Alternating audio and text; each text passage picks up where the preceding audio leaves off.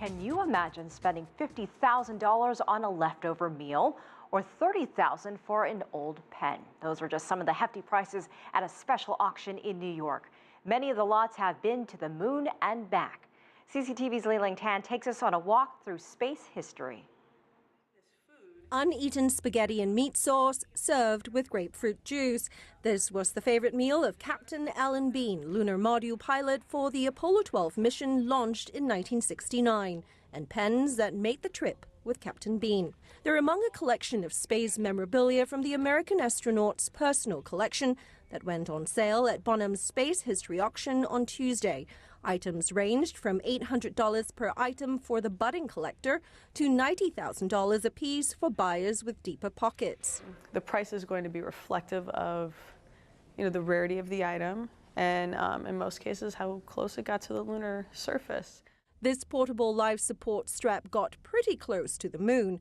Look, and you might see the lunar dust still on it. Items like these tend to draw interest from different generations. So you have people who grew up with the Apollo space program who saw us land on the moon, and so there's of course that childhood nostalgia, and those were the heroes of the people in that demographic. And then you have down to people in their 20s and their 30s who maybe grew up with the shuttle program or who wished they could be astronauts. So and then you have children. I mean, anybody can appreciate how exciting going into space is. But beyond Captain Bean's personal items, the auction also carried memorabilia from astronauts who flew other space and shuttle missions, including the Gemini Four mission in 1965 and the International Space Station expeditions, giving a rare insight into space. This is the spacesuit worn by former NASA astronaut Kenneth Bowersox when he was on board the International Space Station.